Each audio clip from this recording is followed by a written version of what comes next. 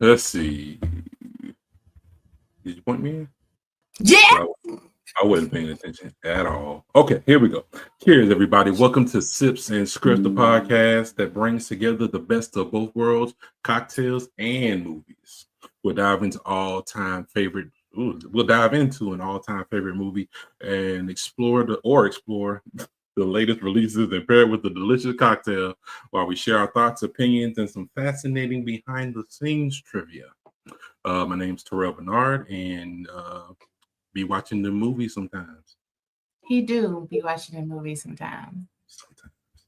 And I am Kirsten Jackson, a cocktail influencer, blogger at lowcountrysocialite.com.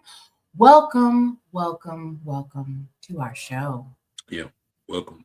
Welcome to the show. Welcome to the show. Yes, today we are talking about the 1989 classic Harlem Nights. But before we get into that, Terrell, how you doing? How you doing today? I am doing excelente. How is your year going? That is like the year that's almost about to end. I'm ready for it to end. Well, I say that because this is our second to last show for the season. Say what? Second to last. What? Say that. That's what's up. Yep. Okay. We've got one more episode before we close for the season 3. And yeah, so this is our second to last episode. Does that make you want to cry? Or are you looking forward to the break? Tears of joy. Oh, tears of joy, you dum-dum. No, I'm gonna miss it. I'm gonna miss it. Oh, come back but fresh. New year. Yeah. New things popping. Yep, but we've got a break. So today's episode will be Harlem Nights, and but we've got big news for our last episode. Big news. What's news. So it will be in December. So obviously we're going to do a Christmas movie, and we're going to do this Christmas, and we have a special guest. Mm-hmm. Yeah, so we'll announce that a little later. So big things coming for us. But yeah, we'll have some surprises in December. But yeah, so we're after December. I think the episode is December 5th, I want to say. Okay. And whatever the first Sunday in December is. So we won't see you guys over Thanksgiving break. So for now, we want to wish you a happy Thanksgiving, a happy and safe Thanksgiving. Yeah. And we will see you again in December for this Christmas with our special guest. And then after that, we'll be taking a break into the new year, and we'll be coming back in February, just ripe for Black History Month. And it will be historical. That's right. And Terrell's definitely historical because he's 60 years old. So y'all didn't know that. Little known fact. But anyway, we'll be starting fresh in February for season 4. Can you believe it? We're about to be in season 4. I know, right? Seems like yesterday. But yeah, so let's get into our movie for today. And I guess the best place to start is to share our history with the film. So, Terrell, why don't you tell me your history with this film? To be honest with you, I know people like, oh, it's a classic. Oh, Eddie Murphy at his best. It had all the classic comedians, and I never fully watched the whole thing ever in my life. I've seen bits and pieces of it, and I enjoyed what I watched. I just never got to see the whole movie. This was my first time watching the entire movie from beginning to end. Really? Yes. I'm shocked. I am as well, because I love Eddie Murphy. I love Richard Pryor. I love Red Fox. I don't know why I didn't watch it. I mean, just when you think you know somebody. I know, right? Yes, we have a comment from YouTube says it's a classic. due to everyone in it. Yes, Yeah, it is very true. absolutely a classic. And it's one of those like those old school film experiences that you only got like in the late 80s and 90s with the ensemble cast, like movies like Best Man, you know, stuff like that, like where you know everybody and it's gonna be a good time just because everybody's in it. Exactly. So yeah, but I don't know. I'm surprised at you, but I'm glad that we corrected that with this viewing for today's episode. Because I would just be ashamed of you if you didn't correct that. Really? I'm pretty sure I will be equally ashamed of you in the future. Wait a minute now. Now that kind of hurt my damn feelings a little bit. Good. Fair enough. Anyway, well, my history with the film is I just like you, I really don't remember. I know I've seen it at least twice before. But I don't remember the first time seeing it because in 89 I would have been 8. So I'm sure I didn't see it then because this movie is pretty racy. Actually,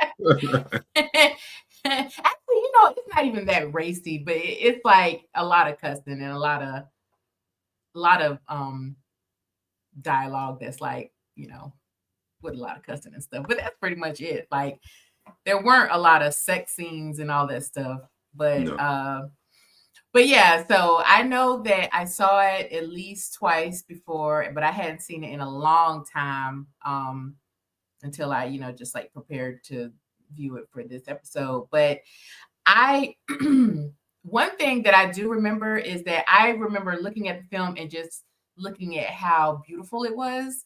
Because I just love period pieces anyway, especially Black ones. And so I remember the fashion, I remember the old school cars, I remember like the music. But like if you would have asked me the plot, I would have been like, there's a club and Richard Pryor's in it, and then Richard Pryor owns a club, and then Eddie Murphy is his surrogate son. Yeah. Listen, you better hold that information because I'm coming at you with the recap. So yeah. But yeah, been a long time. It has been a long time. But I have a dope beat for you to step to in just a few minutes. Let's go. But anyway, I remember just enjoying how it looked, and it was just a fun time to watch. And I think that, and I probably will get into this a little later, but I feel like it's one of those films where the plot is okay, but it's more like a show of Black wealth and opulence. It's just like a really beautiful display of that. And I think that's probably why the look of the film stuck out more to me than the actual plot of the film. Right. So, but we'll talk about all of that. So yeah, that is my history, and I did enjoy getting a rewatch because now I actually know what happened in the film. Now I believe you haven't seen the whole film. I don't think you have. I've seen it. Trying to shame me. I don't think you've seen all of Harlem Nights before. Look, man. Sometimes I sit back and think like it's a lot of stuff I used to watch back in the day. And because I know I used to watch like certain TV shows, but for some TV shows, if you would have asked me like, what was one episode about? I'd be like, true. That stuff will get erased from your memory quick, fast, and in a hurry. Yeah. So, but this was just one movie that I did not remember the plot, but I remember the scenes. I remember how it looked. I remember the jokes. The plot just lost me. But anyway, speaking of plot, here's your chance. For those of you who are new to our podcast, the host gets to challenge the other host with a 60-second recap. So since it's my episode, I get to challenge Terrell. So I'm going to put 60 seconds on the clock. And that's going to give you ample time to mutilate this plot like you normally tend to do. Oh, of course. Yeah, I'm not going to say anything that makes any sense. You could at least try, buddy. That's not the plan. Straight off the dome. Oh my God. All right. Well, I'm not looking forward to this. And I'm also looking forward to this. So, yes. All right. Well, I'm putting 60 seconds on the clock. So, you let me know when you're ready. I'm ready. Ready, Freddy. All right. Well, I'm going to count you in. 3, 2, 1. All right, Harlem Nights is a movie about Sugar Ray and Quick. They own a club in Harlem, and it's kind of like a shady underground kind of club, but it seems like everybody goes there, and it's very popular. They are having some trouble with some another club in the same city, and I believe it's because they are black that they want them gone. So they devise a plan to get out of the club business and go away with a bunch of money. It's kind of like a somewhat heist, but not really. And it involves a prize fight and women, car chases, guns, drugs. Really? A list? And straight Harlem. Harlem to this day, as far as I'm concerned. And then they all live happily ever after. The end. Okay. just stop. That was pretty accurate. That was something. Yes, it was. Thank you for that. Of course, anytime. I got 60 seconds. Anytime you got an extra 60 seconds. Mm-hmm. Thank you for that. Well, yeah. So yeah, Terrell, so you basically gave us a list of all of the things that were guns and high speed chases. Did you say high speed chases? Yeah, it was something like a high speed chase. I'm about to say, because them cars back then were not high speed anything. Yeah, especially riding around that back lot at Paramount. Can't go but so fast. You know what? Don't hate on Paramount and Eddie Murphy Productions. I love Eddie Murphy Productions. I wish I need more Eddie Murphy Productions. Well, I'll give you that. That I'll give you. All right. Well, you know what? I think it's time for a cocktail. You've warmed everybody up. So yeah, let's go. What we sipping on? Let's do it. All right. So for today's film, we are going to do a Dominique Daiquiri. Okay. Yeah. That sounds interesting. Where'd you come up with the name? Oh, well, I'm so smart and brilliant. But no, our leading lady, that was really only in the film for what 5 minutes. But Jasmine Guy? Yes, Jasmine Guy. Well, she's a very impactful performance, and enjoyable. But yeah, so the cocktail is named for her. It is a sleek and sophisticated cocktail inspired by Dominique La Rue. It's our film's sultry femme fatale. So just like Dominique, the drink is smooth and striking, and kind of packs a punch when you least expect it. So we're gonna make it. Let's go. All right. So we're gonna start with our shaker full of ice. It's basically just a classic daiquiri cocktail, but you got to name it for our girl, Dominique La Rue. And we are going to start with 2 ounces of rum. So we have our jigger with our measuring on it, and we are going to pour us 2 ounces of white rum. And the rum that we are using today is one I can't ever pronounce. Room JM. My little green screen thing is screwing up. Boop, boop. So, which I'm almost out. I think I need another bottle. Terrell, add that to your shopping list. All right. I'll let Alexa know. Yeah, you do that. All right. So we're going to use 1 ounce of fresh lime juice, but mine isn't so fresh because I'm using the bottle. But that's okay. When you're a home bartender, you can use what you have. And so we are going to pour 1 ounce of lime juice. And we are going to pour that in our shaker. And we are going to lastly pour. Now, this calls for 3/4 of an ounce of simple syrup. Now, I like my drinks a little on the sweeter side. So I'm going to do a generous pour of simple syrup. And I did not make my simple syrup this time, even though simple syrup is extremely easy to make, extremely. I'm just using the roses in the bottle.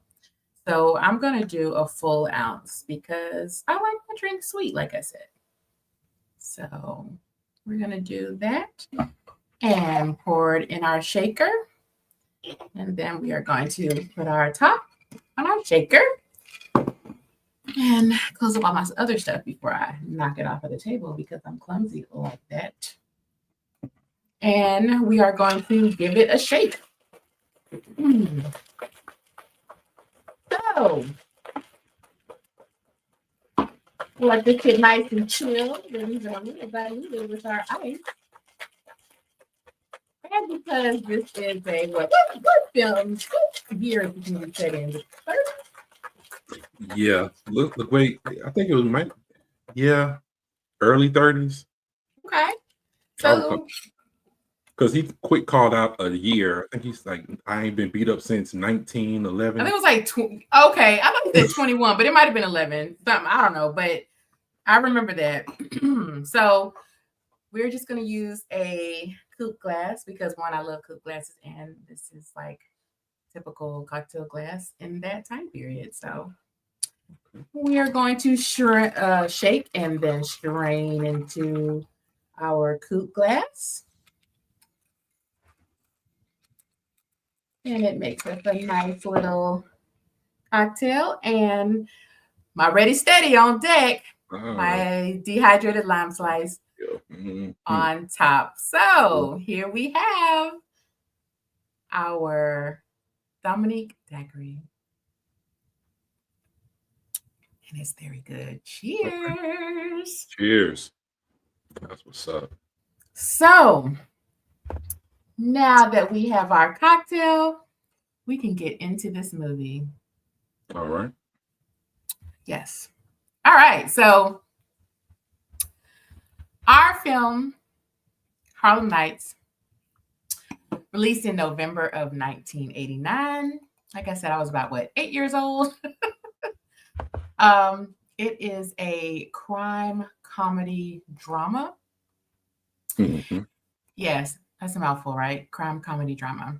And it tells the story of Sugar Ray, who is played by Richard Pryor, and Vernest Quick Brown, played by Eddie Murphy. And I feel like this was the beginning of Eddie Murphy creating films where he has this multi-hat role, like, because he was the writer, the director, starred in it, all of that. He was Tyler Perry before Tyler Perry. He was Tyler Perry. He Tyler Perry'd it.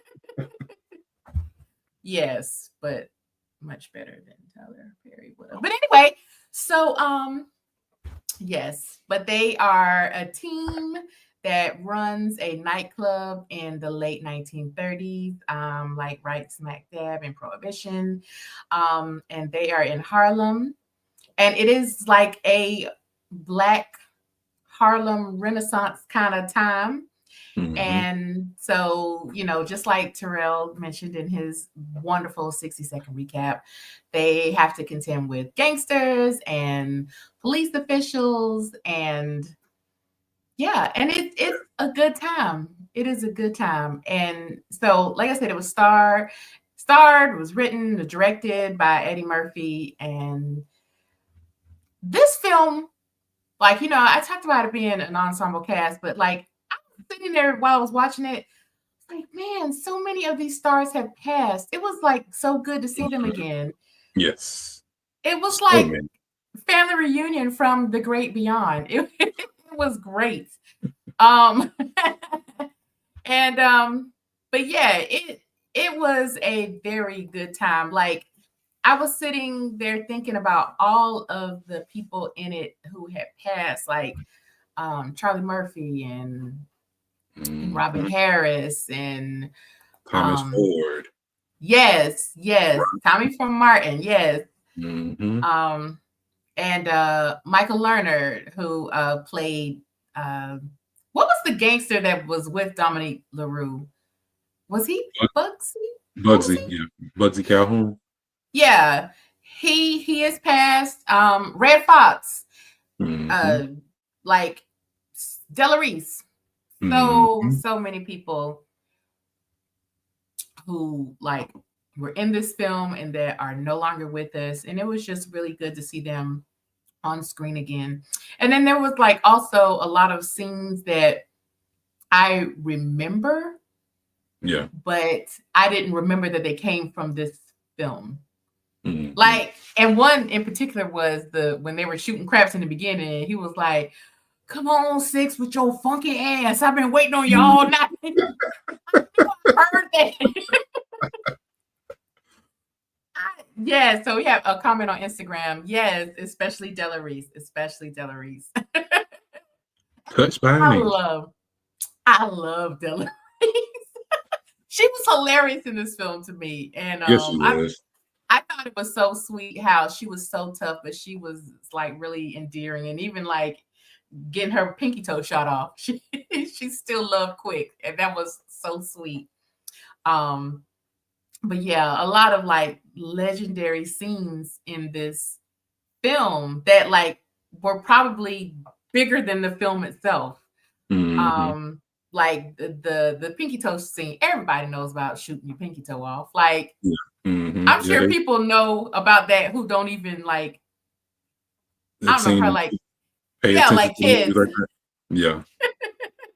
Yes, and then the Arsenio scene with all of the shooting, and Arsenio did not phone in that performance at all. Like, he No, really he was out. The tear that was streaming from his eyes was hilarious. He was crying and it's shooting. He was trying to avenge his brother. yes, and him accidentally shooting he was, yeah, I accidentally shot my friend. I was like, oh my god. He he really gave it his all. Like, kudos to Arsenio. Like, he really dialed it up I like would 10 love to notches. see Eddie Murphy and Arsenio Hall do more movies together. I think they have that chemistry that you They just can't, really do. Because you just don't see yeah, it like that. they were together again in Coming to Come to America, which America. came out after Mhm. this, right? It's right around the same time. I know both of them came out. I think Come to America was 88. Okay.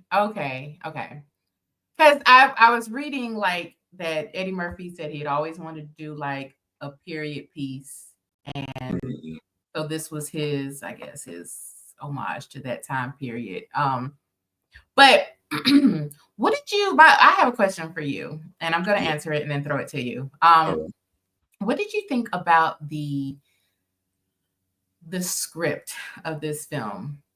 Because, and I asked that because so in watching this film, like I just kind of gathered that the script might have been an afterthought, which is fine Yeah. actually. Yeah. It because I think that this film was intended to be more of an experience than anything else.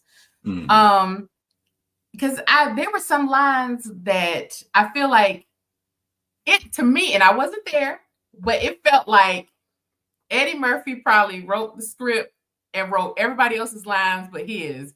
And then his line is just like off the dome, just ad lib. Everybody probably seemed like they would have went, especially Richard Pryor and Red Fox, because Yeah. I think that's just what they do. I think a lot of comedians they love to improvise when they're in films, and they just do as many takes as they can and just pick the funniest one. Thank you. Like that is exactly what I was thinking. And I feel like probably with like the ones that are more serious actors, he probably wrote their script for them. Mhm. But like the comedians, and I'll probably have to do some more research. I can't really speak for like the filming process, but it feels like he let these great people come in and just do whatever. And most of the time that shit can go off the rails and go down bad. But this cast has so much chemistry. And one of the beautiful things about it is that they had chemistry and you really didn't even know the different relationships between them. Like, and I what I mean by that is, so we know that Sugar Ray, I guess, kind of like adopted Quick. But that's all we know. And to this day, I don't know if Red Fox's character and Della Reese were married or were they friends, like, because they were arguing like they were married. But but it was never really clear. Like, the only ones we knew were married was Sugar Ray and then his wife. And then everybody else was just like there. Like, and usually when you don't define characters in a role, like, the movie is kind of a little confusing. But the way that this movie was written, I just feel like it was just beautiful to just let them just come, deliver their performance, just do whatever. I feel like, and not in a chaotic way, but just to let these people shine and flourish. And I don't know. They did it. The individual performances, I enjoyed everyone I saw on screen. Yeah. Now, is it a cohesive, great storytelling, great plot, great? No. It's a story they told, and it was like kind of like what Adam Sandler does with his friends. Like, Adam Sandler is like, oh, I want to do a movie with my friends, and I want to shoot the movie in Jamaica. Then all of a sudden, it's him and his friends in Jamaica just doing whatever, and then the movie's over. Yeah. And you're not wrong. Absolutely. Like, I feel like he was just like, hey, here's a script, but I really just want you to just do whatever you feel, because you can tell that a lot of the lines, because especially like Eddie Murphy's lines, some of the lines he started doing that mumbling thing that he does, where he's like saying funny stuff, but it's like just rolling out his mouth, like, because when he was talking about when he put the cop in the bank vault, he was like, yeah, you just take a short breath, just like, man, you might not want to do, like, he was just going on like that, and I feel like that's not some shit you can write down. That's something it's on the spot. It just comes out naturally. Like, if you was really in that situation, like, he would really tell somebody, hey, you ain't got much air in here. Don't waste it. Yeah. Don't be taking no deep sighs, okay? Because that ain't gonna work out for you. But no, I just, like, I thought that was really, really cool. And I think that, and I know that on this podcast, I am one that usually rips movies apart. And I feel like I'm heavy on the praise with this one, and I'm going to tell you why. Okay. So one thing I did not explain in this, our opening up, is that this film got a 28 on Rotten Tomatoes. I believe it. It also got a Raspberry Award, like the worst film. For the 10th annual Raspberry Awards, it got worst film. And so, do I think that this film is just like incredible and a great acting, great writing, great script, great plot? No. Okay, I'll be realistic. No, but I also don't think that that's what it was created to be. Exactly. But I do feel that this film got a bad rap. I also think that in 1989, like, there was this big thing about how our films, like Black films, were critiqued very heavily by professional critics. Oh, definitely. Yeah. Because usually professional critics, Siskel, Ebert, are white. They do not understand our experiences. They do not understand the things that we laugh at and the things that are important to us. They can try their best, but it's just not the same.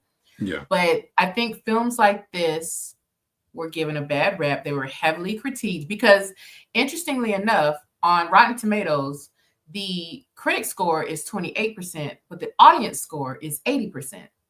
Yeah, sounds about right. Yeah. So it is a film that has become a cult classic, and it is enjoyed by, like, lots of different audiences, and it is heavily enjoyed. So, and I also think like there are definitely circumstances that affected how this film was received. Because one thing that I didn't know, because like I said, I was a child when this came out, but there were like some shootings in like certain movie theaters where it was shown. Oh, really? Okay. Yeah. There was like a couple of shootings. I can't remember where. I'll have to like, I don't know, I'll post the article that I was reading, but there were some shootings in like a couple of theaters. And so people like the theaters were blaming the movie, saying that it was promoting violence. And so they stopped the showings, and then some of them like canceled showings altogether. Wow. So that affected like how well the movie did. However, the movie actually made money because it wasn't a bust. Like the budget was, I think, 30 million, and it recouped 60 million. Yep. So it was a hit, but I think it could have been much bigger. Even I think so. More, especially with Eddie Murphy behind it, because 80s Eddie Murphy owned the 80s and the 90s. So it was like if Eddie Murphy was in it, it was you might as well start printing money because it was gonna make a ton of it.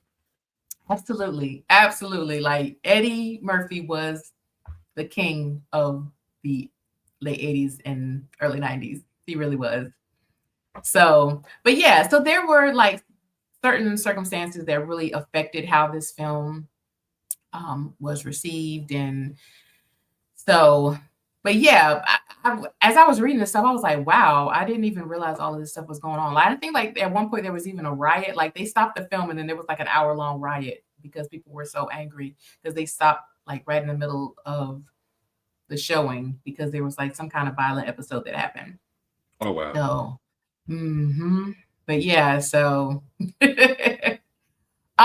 but yeah, so like I said, it did have a low score, but I think that, you know, due to how things were critiqued back then. But do you think that things are a little better now with how Black films are received and critiqued and all of that stuff? It depends. Not really. I don't think much has changed because there's certain movies that I was like, this was a really good movie. And then you go look at the Rotten Tomato scores, which I don't care about. But it's like people look at that and they're like, oh, this movie was terrible. Yeah. But when you look at the audience score, the audience was like, nah, this movie was great. Like I saw that with I think almost every Tyler Perry movie. And I know he doesn't make the greatest movies of all time, but he has some movies under his belt where I was like, this was a really good film. Family That Prays, loved it. Diary of a Mad Black Woman, loved it.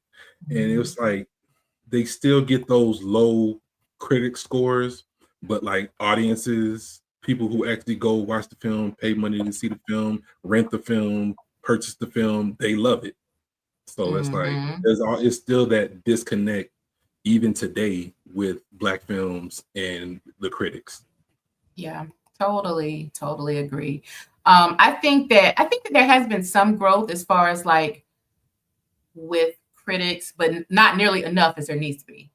No, I can only think of one movie that it was like the critics was like, yeah, we love it, and it was like Black Panther. Yeah. But I think that you know, of course we could always use more Black filmmakers, more film directors, more Black, just people behind the camera. Oh, go ahead. No, that was going to lead into my question I have for you. Yeah. About Black Hollywood. It was so prevalent in the 80s, 90s, early 2000s, but as of late, like it seems like it's disappeared and dried up. And I was just thinking, like, what happened? Why is that the case? Like, why aren't there like these ensemble Black-led cast films where it's like the director is Black, it's written by Blacks, starring Blacks, telling Black stories? It's like you either have some of the elements piece by piece. It might not be a Black director, but it'll be Black actors. It might not be written by Blacks, but it has Black directors. It's like it can't be something that they put together and it's like this is a Black production put together by Blacks and it's telling a story that Black people would be able to follow and understand. And I was just thinking, like, where are all the actors that would come together and do films like that? Because it seemed like in the past, probably 15 years or so, I haven't really seen too much of that. You might have a few films here and there that will do that, but for the most part, like how heavy it was in the late 80s and 90s, 2000s, you don't see that anymore. And I just wanted to know what you thought about that. Gosh, that's a really loaded question. And I think that for several reasons, and just a few that I can think of, I think that when it comes to Black people, and then especially just Black jobs, which Black filmmaking and those different processes will be Black jobs. I think that circumstances hit us a little harder than they do like other people that ain't Black. So I am sure that I'm aware that COVID affected the film industry pretty harshly. So, you know, there's that. I also think that like there are, so okay, so just like you said, we did have this kind of shift where it was like a lot of Black movies going on, but a lot of those movies were steeped in Black trauma. Like we had 12 Years a Slave and what's another? I would say like we had a lot of like films like that. And then Black people kind of got tired of it. But those films were doing really well. They were winning Oscars. And I think that's like when white filmmakers really tried to jump on board to telling our stories. And I think Black people got tired of that too. And what I have noticed as far as like trends that I've just picked up on personally in like filmmaking industry is like there was this shift from like making all these Black trauma films to making these like there seemed to be like this kind of, people were trying to pivot into making like, you know, just normal Black experience films. And so I'm not really sure what has like happened to like films where they're like everything is Black, like behind the camera and in front of the camera. But I know that those films are hard to come by. Yeah, they are. It's a few people out here that I believe are doing it. Talbert, the director, he does a lot of Black films. Tyler Perry, of course, he's like, that's his thing. And then you have Kevin on Stage, his studio, Churchy, he produced that, wrote that, starred in that. But it's so far and few between. Like if you can name them all on one hand, is it really that prevalent or really that in your face where you can be like, okay, I can pick up this and I know I can get this from here, or I know I can go here and I'll be able to see people that look like me behind the scenes, the people that were writing, they wrote from someone that sounded like me. And it's like it seems to be drying up so quickly. And I want to say COVID, but then it seemed like it was happening before COVID. Yeah. Like you got Issa Rae out there, she's doing her thing, of course, and but it's like it's not. Yeah, I was also gonna say the writer strike. That was the other thing I was trying to think of. COVID and the writer strike. Like I think like a lot of that stuff affected Black filmmaking probably more heavily than just the average filmmaking. But go ahead, I didn't mean to cut you off, but I didn't want to forget my thought because I will forget. Yeah, old people forget. You're not wrong, and you're not wrong. Yeah, because I already forgot. Well, my bad. But yeah, but that's a good question. You kind of stumped me a little bit. But yeah, I don't know. That's a hard one. But you're right. Like, even though, listen, I'm known on this podcast for destroying Tyler Perry, because I mean, look, he is not my favorite filmmaker. However, I do feel that there are some necessary parts of his existence. So and he has, for his fault and, all intents and purposes, he has created a very, very large space for Black actors and Black directors and just like Black people to work on his films. Now he need to get some Black writers, but okay. He said he is the Black writer. Yeah, he only got one employed at this time. And he really need a panel, but okay, yeah, Tyler, I'm gonna let you cook. All right. He cooking all right. I'm gonna let you cook, Tyler, for now.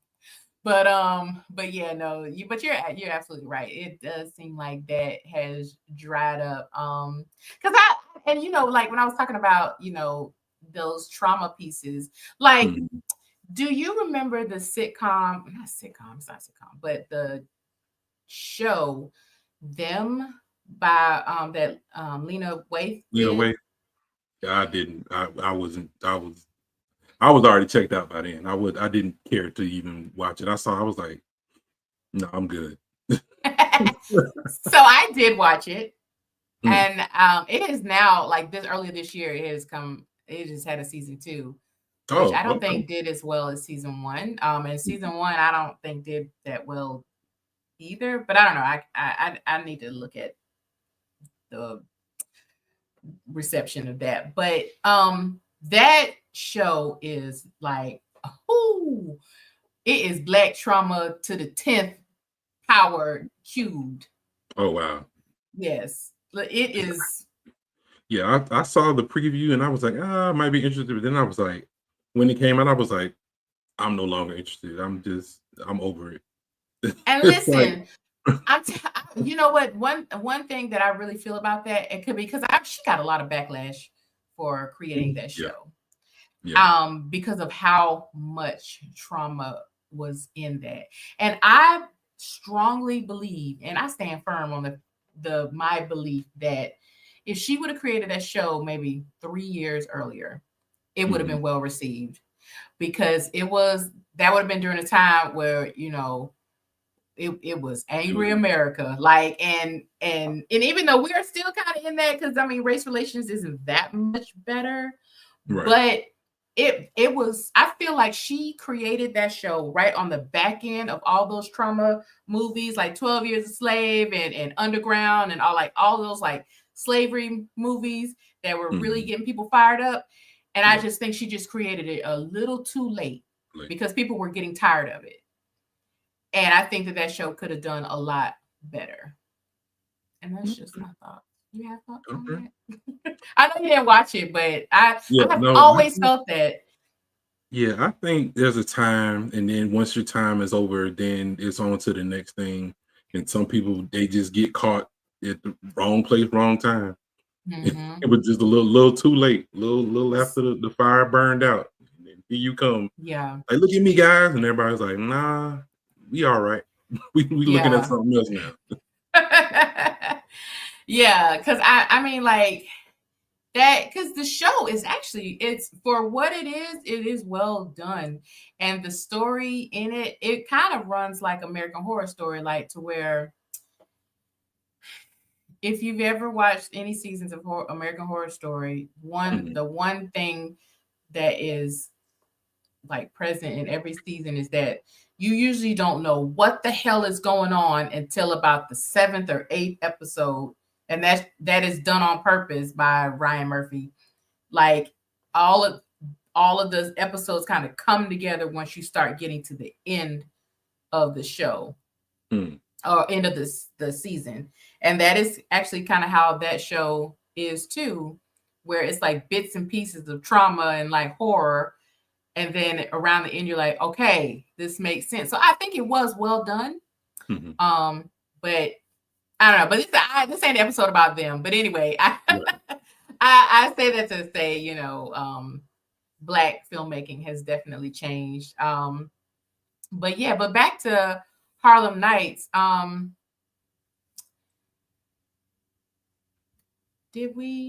Were there any scenes that you wanted to talk about?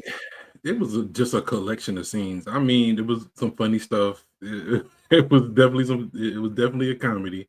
Like I said, Arsenio, that part, that's a part I always think of when I think of Harlem Nights.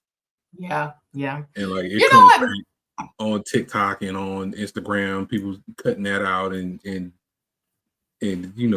making a video about it and stuff like that. So it's certain scenes come back around either on social media or Facebook or whatever, and it's always funny. It's just always funny. Like even that scene with Della Reese and Eddie Murphy, the Pastor Cavassier video, they parodied that in that video.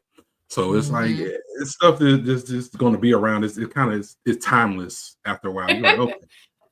Because that was, and you already answered it, because that was actually going to be my next question for you. Like, of all of these like scenes, because to me it was more of a collection of amazing scenes more so than a movie. Mm-hmm. Yeah. But what was your favorite scene? Like, what stood out to you the most? What do you remember the most?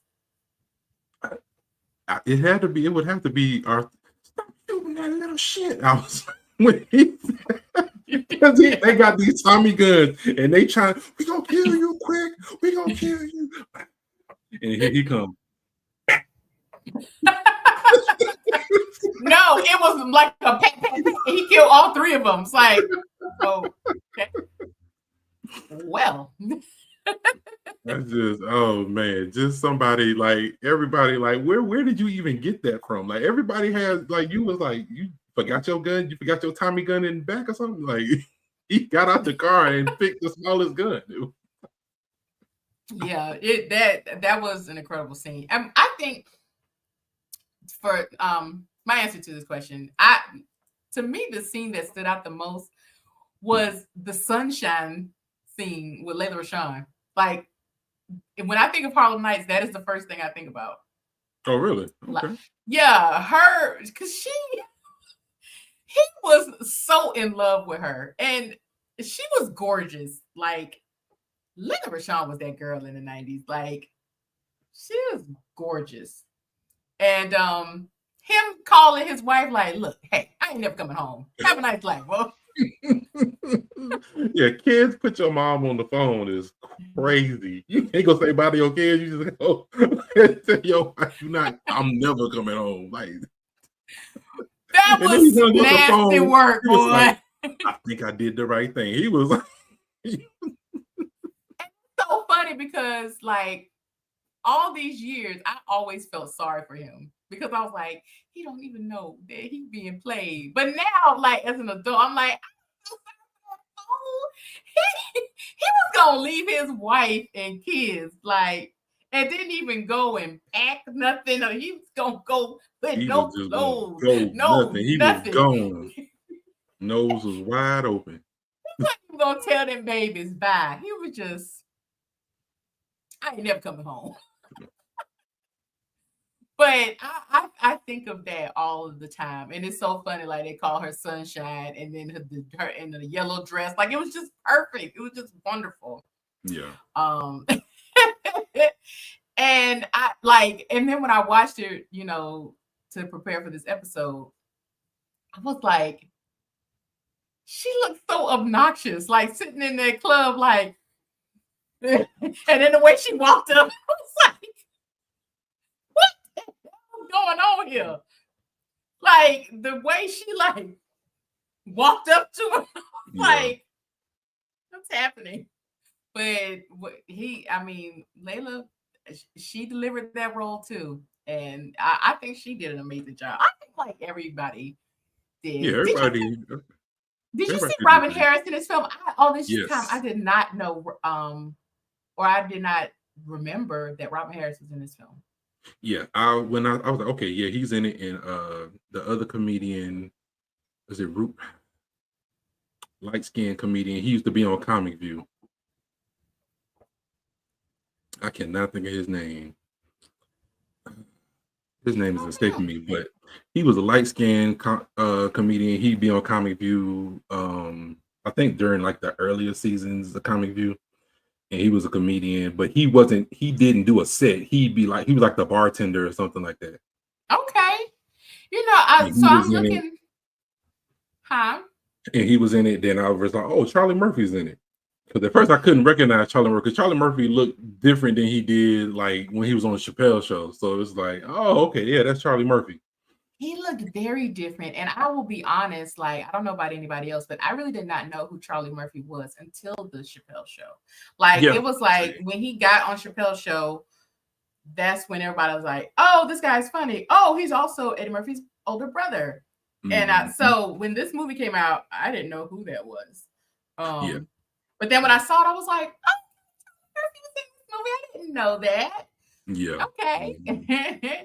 But here are some interesting things that I did read about this film. So this movie, like I said, it did win a Golden Raspberry Award, but it also was nominated for an Academy Award. Really? Now that I did not know. For Best Costume Design, it was nominated for, and the costumes. That is one thing. And it's Black people was so dressed up back then. Oh my God! Always dressed to the nines at all times, no matter where they was going. They going out. It's going everywhere. I think people, especially, were more well dressed back then, but Black people especially. Oh my God! Oh, we have a comment on YouTube. It says, "Welcome back." Thank you. We are back. So we did miss one. Yes, it's been a while, but we're back in your feed. But yeah, like the costuming in this film, that is one of the things that stands out the most. It is one of my favorite things about this film. It is just the commitment to really recreating that time was like amazing. Like the sets, and because we talked about it before we hit live, where was the movie shot. It was shot on sound stages, and so but I guess it would have to be but then the commitment to just bringing that time period back, like the cars, the costumes, the furs, the craps tables, and the suits, the dresses. I mean, it was really going back in time, like the music, the dance moves, even the little contemporary art deco design of the buildings and architecture was just really, really well done. And I enjoy this. So I can see why it was nominated for an Academy Award for Best Costume Design.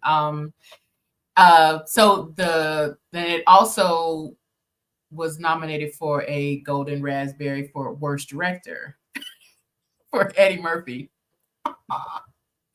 So, but let's talk about the money equivalent in. So 1938 was the time period, the year. So it's 1938. Okay. In 1938, so remember they were like, "Oh, we're all gonna get $50,000 a piece." Mm-hmm. That's a lot of money. And I remember, when I was watching it, I was like, "That ain't shit." But then I was like, "Oh wait, this is the 30s." So when bread was a nickel, you got $50,000, you rich. hey, man, look, some people believe that bread gonna be a nickel next year. And gas is gonna be back to 99 cents a gallon. And eggs gonna be good and cheap. Happy days are here again. Happy days are here again. Anyway, But anyway, yes, in 1938, $50,000 was equivalent to $1.08 million. Ooh, okay. Look Yes, at you so no doing the wonder, math in because the background. everybody around the table was like, "Whoo, 50,000!" And I was like, I "Let me still find would out have how been much like, that "Woo, was." you must be rich." I would Look, have been hey, like, hey, hey, hey, "Woo." hey. Look, I wouldn't turn down no 50,000. I'm just saying that ain't enough. That 50,000 is not enough for me to like. They were like, you could They was like, start over. relocate. You could Yeah, start a business. relocate. You could start a business with 50,000. Yeah, but I couldn't relocate. Oh, I mean, yeah, you have to leave Harlem. I mean, you could. I don't know. You could do something with 50,000. Yeah, you could do something. 50,000. You could shake a little something with 50,000, but to relocate and start over to where like nobody knows you, because like they did do this big heist. So Yeah. 50,000. That's what But I didn't remember about the movie. I guess I never watched the whole thing, so I didn't even know. I just see, thought they were just doing stuff. and you jumped all over my case, because I was like, what the hell was the heist? I was like, I remember that they did something, but I don't remember what the hell happened. So I don't know. But they did do a heist. So they were all gonna get $1.08 million. And okay, all right, that's a little more in the towards the relocation target. Right. So, and there was, remember Bugsy was like, there's you let $1 million, you let the cops get $1 million of my money, Mm-hmm. $1 million of my money, or something like that. I Yeah. think the amount was closer to like 750,000, because they were like the black people put 500,000 or something, or 200,000 on the fight.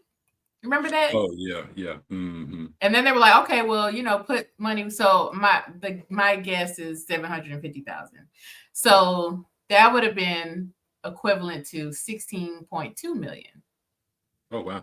Okay. So yeah, it was a big old heist, and he did split that around the table. So And that's what I wanted to talk about as well. Just how Sugar Ray operated. He didn't operate like he was the boss, like he was the only one.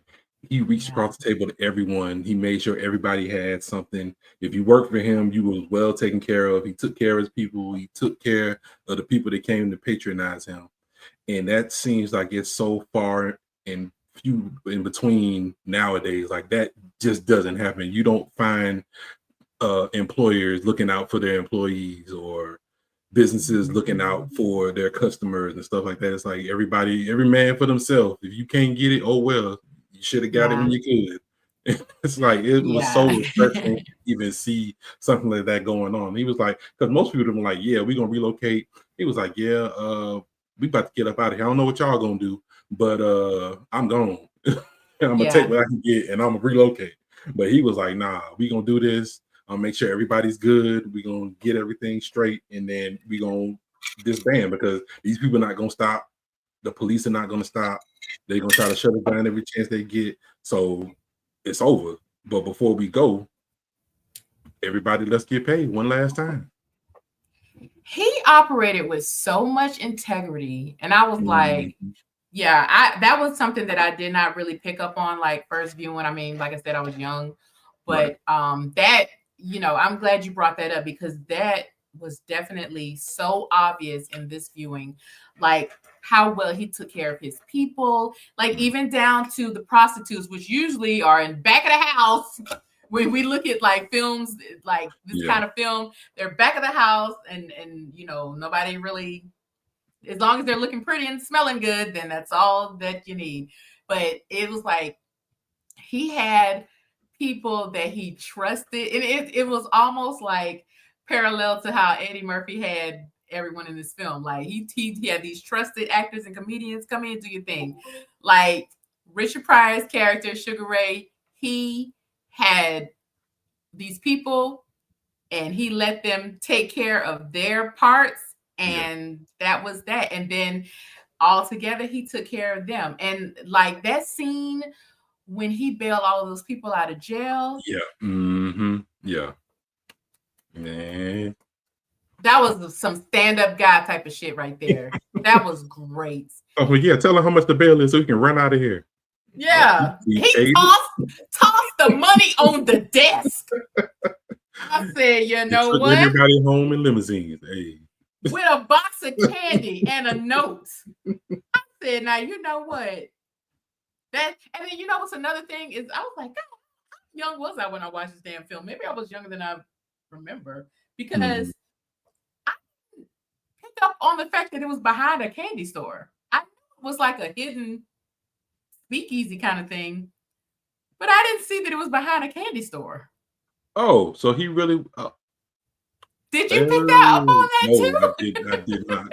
Just now, until you said it, I was like, oh. I'm gonna make another one of these daiquiris. Oh, it was that good. That was pretty good, yeah. But yes, well, I talk about this candy store, but yeah, it because when they were it was around one of the last scenes where they were like closing up for the night or something, and it was like a candy store, and you could see like all the little. And so I'm assuming, and I wish they would have showed that in the film because I guess you were supposed to just kind of quickly pick up on that, but they kind of like. I'm assuming that you would go through the candy store, and that's how it was hidden. Like it was probably like behind. So we have another comment on YouTube. That was a beautiful scene indeed, and it came from a brother, none other than the late great Richard Pryor. Absolutely. That scene was so well done. Like throwing the money on the desk was like, okay, it could have been 100,000. He had it. Hey, he was gonna take care of the people. That's why I was like, there's not many stand-up people like that that'll stand up for what's right, do what he needs to do, and get it done. And to take care of a mess that honestly wasn't even necessarily his fault, because in Prohibition times, you knew that if you went out to a club, it was possible that it could be raided. So he really could have let those people just like fend for themselves. Like, hey, look, see you next week if you get out. We'll be open, same time, same channel. But he went and picked them up and sent them home in limos. Like that was some like stand up guy shit. That was a great scene. And like scenes like that really make me feel like this was just really a great period piece and just a wonderful display of like Black opulence and wealth and just how good things were. Not perfect because Black folks still had to scrape in the Renaissance time, but like just Black opulence and wealth during that time period, and how beautiful that was. That scene, that might be my favorite scene of the film. Okay. Is it my favorite? But it's one of my favorites. I like that scene. I like that scene a lot. Just like I like this cocktail a lot. I see. You went for round 2. I really did. Pretty good. Yes. So anyway, any other things to cover? I feel like we covered a lot. Yeah. Like I noticed that in this. It's classic, but it's not like, it's the deepest dive. You can talk about this and this and that. Like, nah, it was entertaining. It was a great film. It was great to see so many Black actresses together and doing their own individual thing to bring it together to make a memorable film that people watch for generations. Yeah, like I was gonna say, like I realized that in this episode we didn't really do a lot of plot analysis and like talking about the different characters struggle and all that stuff, but because I think that shit ain't important. I mean, Not me. Somebody else to do a deep dive. Yeah. But for me in my house. But I mean, it was a good time. Like it was, and it was one of those where it wasn't a lot of complex struggle anyway. Right. Yeah, we had some Crooked cops. huh? Yeah, crooked cops. Yeah, like there was some struggle, there was some conflict, but like everything worked how it was supposed to work, and it tied up neatly in a bow and ended. Like to me, that's a fairly decent film. Like you answer all the questions that need to be answered, and one, you answer all the questions that need to be answered because you don't pose a lot of questions that need to be answered. Exactly. So it was just like a good time. So some it was a heist, and some people got a lot of money, and that's it. That's our plot. We have another comment from YouTube. Here's another similar to that. If Denzel in one of those Equalizer movies where he let those factory workers off of work and paid them a nice parting gift of a bag of money, courtesy of Mr. Pushkin. I don't know if I've seen it. I've seen. But I know you've seen it. I've seen two of them. I haven't seen the last Equalizer, but yeah. Yeah. I love hey, look. I love him. Yeah, Denzel. Yes. But yes. Doing something, I'm like, thumbs up. Personally, I have not seen this scene, but I listen. Letting workers off of work and giving a nice bag of money. Hey, listen, give that movie an Oscar. That's all I'm saying. So yes. But yeah, definitely. Like when people take care of their people, like that is great. Because not everybody does it. Look, I mean, we most living people in, don't do it. They we in the Bernie Madoff days. So look, I take care of me. You figure out a way to take care of you. Yeah, and because he could have legit done that, and we could have moved on to the next scene. And honestly, I wouldn't even thought any more about it because it'd be like, well, look, hey, you took a risk by being in that illegal ass club. So, but that was so dope, so dope. And look, Black people showing off wealth in a way that is just like not just. Yeah, because that cop was so he was jealous of Sugar Ray. He was jealous. He's like, oh, he's like, he was like, oh, he's like, oh, that's a nice suit. He's like, yeah, it's tailor made. That scene and that exchange was hilarious because he was like, yeah, I could tell. He was like, I brought my clothes off the rack. He was like, oh, I couldn't even tell because it fits you so nicely. that exchange. And listen, Richard Pryor was so funny in this movie, and it was like without even trying. Like, but you know, so charismatic. He just had it.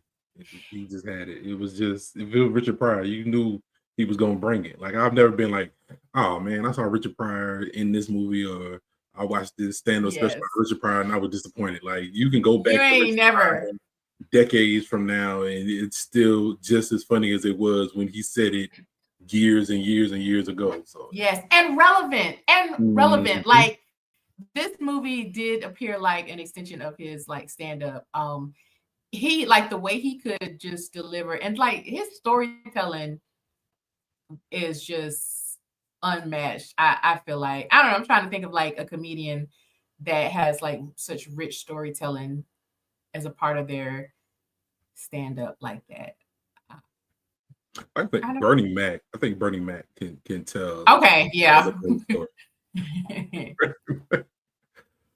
So yeah, but it's few and far between when you talk about comedians that can actually tell you a story. You follow the story from beginning to end, and you like, it's like you're visualizing it in your mind, like you're watching a movie, like you're watching it happen because it's so detailed and it's so well told. So it's like, yeah, I'm really trying to think of a comedian like today. Like I know, like Bernie Mac definitely can deliver, but you know, he's not a comedian of today, unfortunately.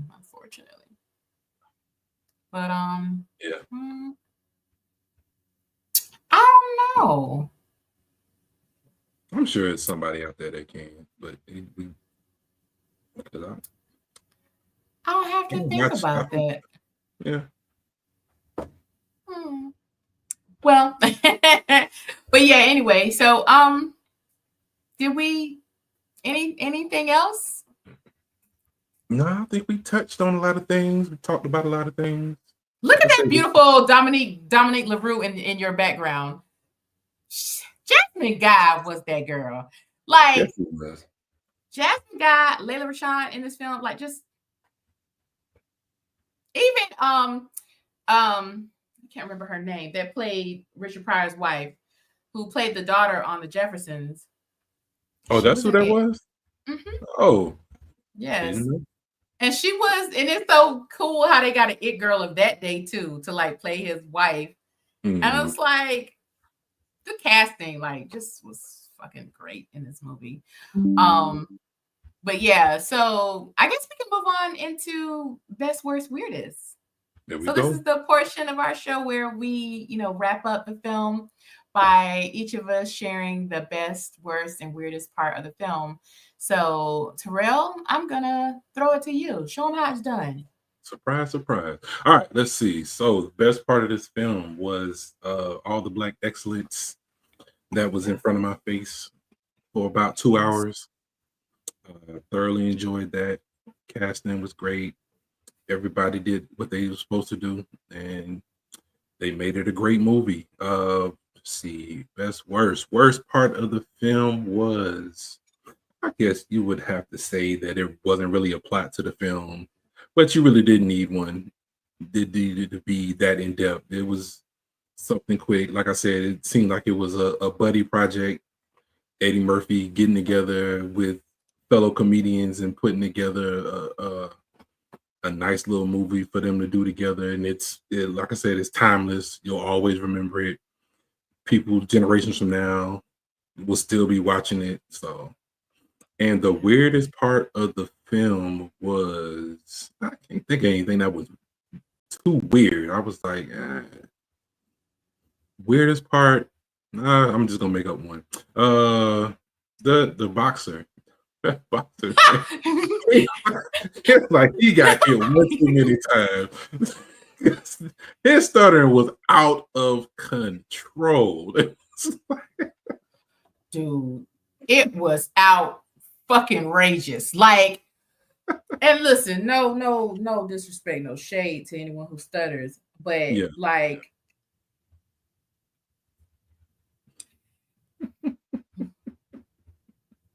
when he finally got it out, he was like, y'all got it? And Richard Pryor was like, yeah, we finally got it. You finally spelled it out. So yeah, we understand. But I will say, like, one thing, because when I was watching the film, I was thinking about that, right? And one thing I will say about like, I really thought it was very cool that they didn't spend a lot of time making jokes about that. Yeah. They let him talk as long as it took for him to talk. They gave him, like, he was respected. Like, they called him the champ, and they, let him. I mean, I guess he could kick their asses if, they disrespected him. But it wasn't even for fear of, right. It was like, we respect you. You the champ. Yes. We know you got this stuttering problem. We gonna listen to what you got to say. Sooner or later, you gonna spit it out, and we gonna keep it moving. Yes, to me, and that's another thing. Like, going back to what I was saying about how, like, everyone's lines was just so natural. Like, even though it was a comedy, even though it's obviously scripted to some extent, but the exchanges between people was just so natural. Like, the way they, Richard Pryor kind of threw in a little quip every now and then about the stutter, and he was like, yeah, I got it now. And it was like, they didn't, like, when he left the room, they didn't, like, man, like, just. Yeah, it was like, they did, because it was low hanging fruit. There wasn't no need to try to swipe it. I mean, you knew he had a stuttering problem. Everybody knew he had a stuttering problem. Once he was the champ, so it didn't matter. Yeah, it was just like, it was just so natural. Like, it was like, this is a member of our crew, even though, like, he wasn't in the crew, but he was, like, obviously someone that came to the club a lot.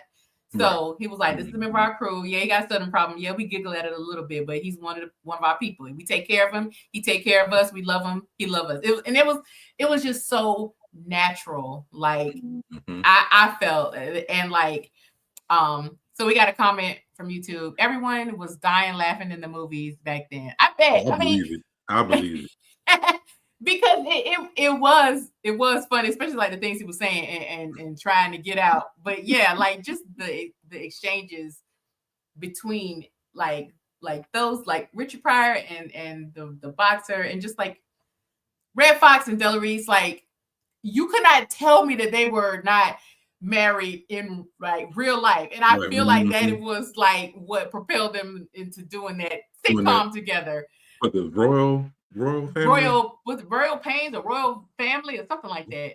Yeah. But they like just everybody just chemistry. And I feel like when I see movies like this, when there's a bunch of comedians, because we might get ensemble cast, but like where it's a bunch of comedians.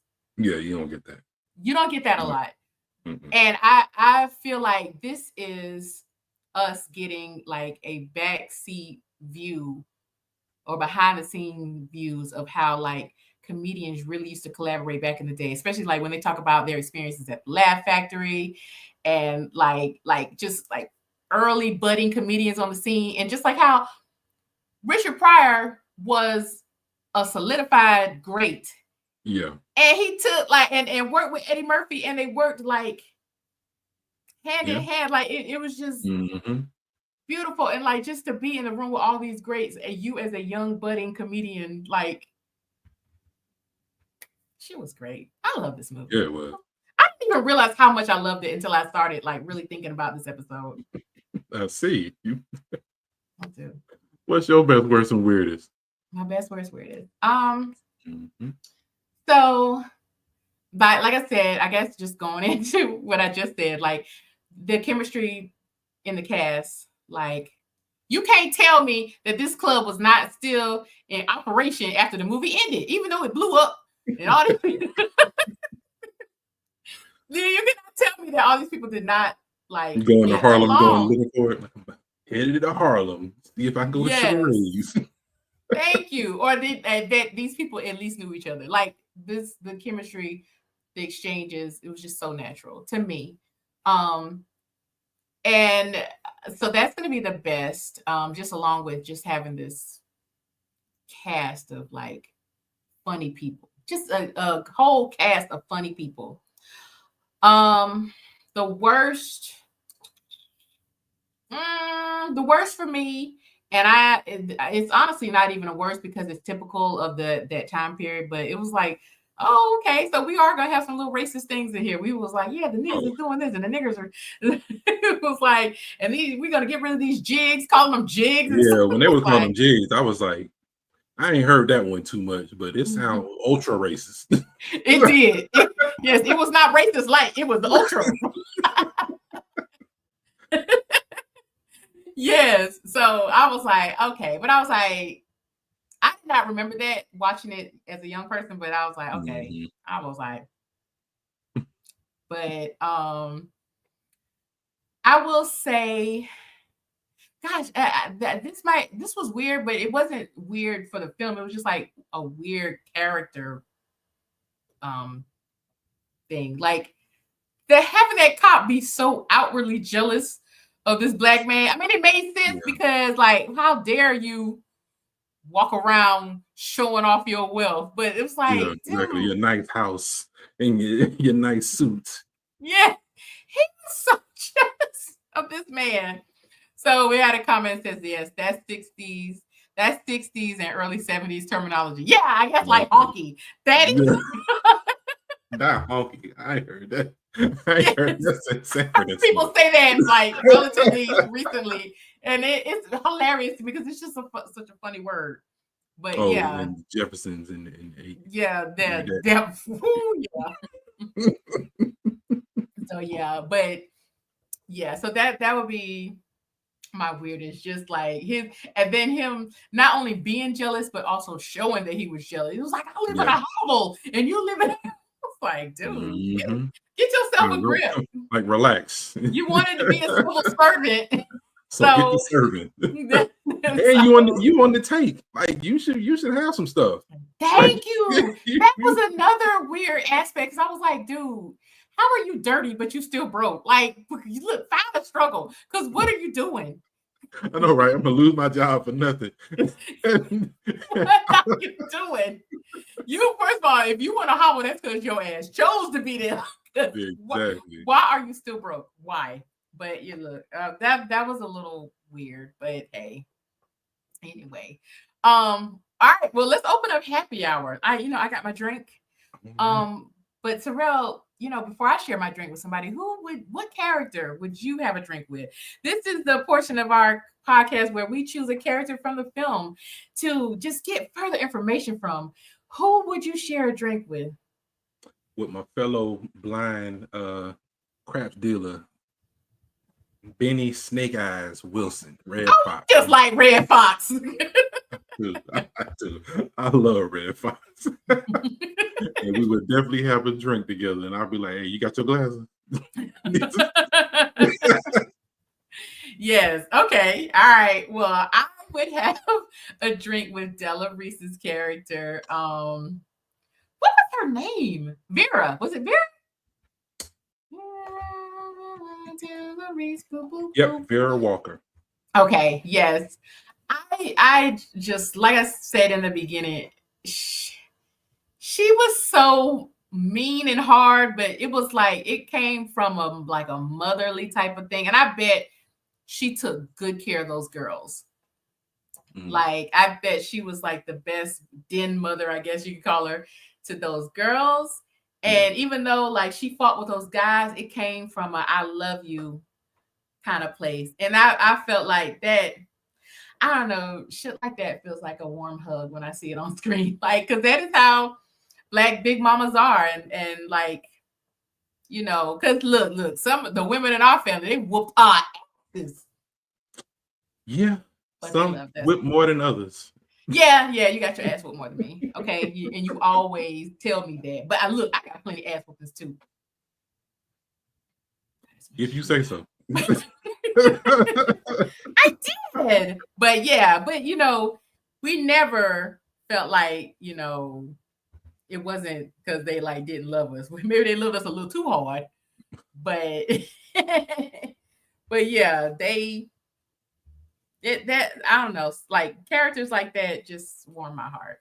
Yeah, that's why I thought you was gonna name the drink after. I was like, oh, this has got to be definitely a Della Reese style drink. I started to. I was looking at that and I was like, nah.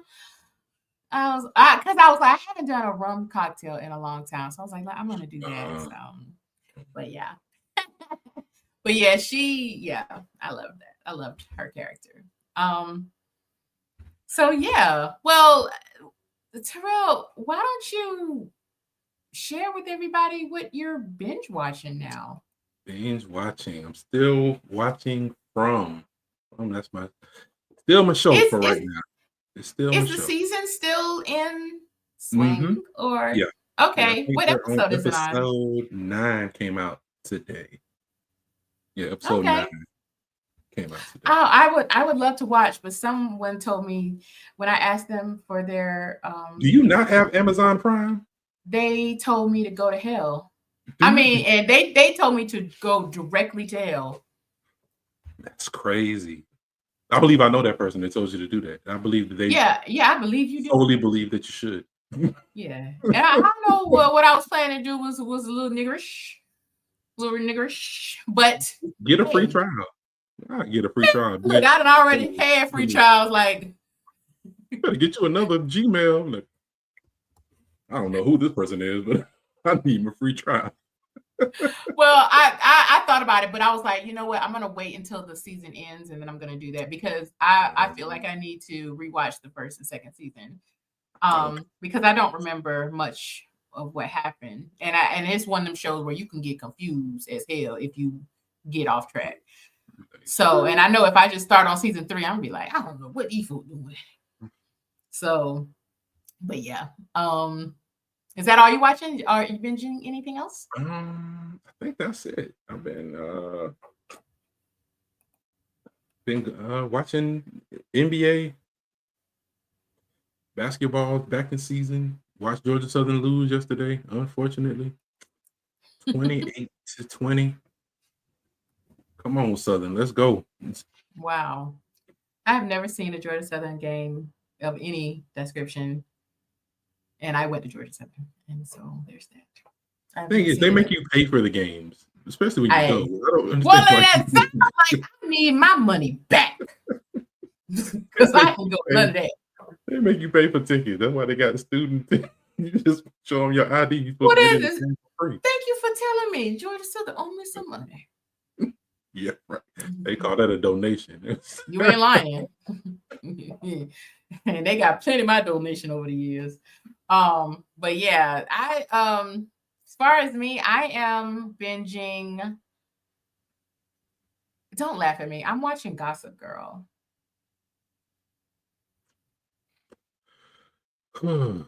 Okay. Unfortunately, you. I'm sorry. Yeah. Like, so you must got a lot of time on your hand because you be watching foolishness from time to time. Well, I mean, I end most nights like I'll just lay in bed and watch a few episodes of whatever I mentioned. So I watch Gossip Girl. I also watched. That's it. That's all I've been watching here lately. Oh, and I've been watching Agatha All Along. I want to start that too. But you asked me about it. That's why I thought you was gonna watch it. Well, I asked about it because I was invited to this screening for it for the SCAD Film Festival, but I didn't go. I should have went, but I was so damn tired. It was in October, and October was so busy. Oh my God. October was busy as hell. But I do regret not going because what's what's her name? Catherine Hahn, the star of the film. Or the show, she was there. Okay, cool. Because I think she was getting an award. And I knew she was there, but I was like, I'm so tired. It was like a Saturday morning. Oh, we know you don't wake up on Saturday morning. Yeah, or no morning. That is not my jam. So but yeah, I do regret not going, but I was exhausted. So, but anyway, but yeah, so that's what I'm watching, Gossip Girl, and yeah, and that is our show. Yeah. So we want to thank everyone for tuning in today, and we had a great time discussing Harlem Nights. I hope you had a great time listening to it. And as always, we're thankful for your comments, and we hope that you just enjoyed the show and listen to our thoughts and insights. And if you want to know more about us or about the show, you can head to sipsandscriptspodcast.com. Follow us on Instagram and Facebook at Sips and Scripts Podcast. And the best way to help our little show is word of mouth always. So if you have someone that loves Black movies as much as we do, or as much as you do, please share our show with them. We're always open to suggestions. And if you want to add something to the film we talked about today, or if you've got a suggestion for a film that we haven't done yet, we'd love to hear it. Or if you just want to say, hey, what's up? You can always drop us a line on social media. And until then, cheers. Bye.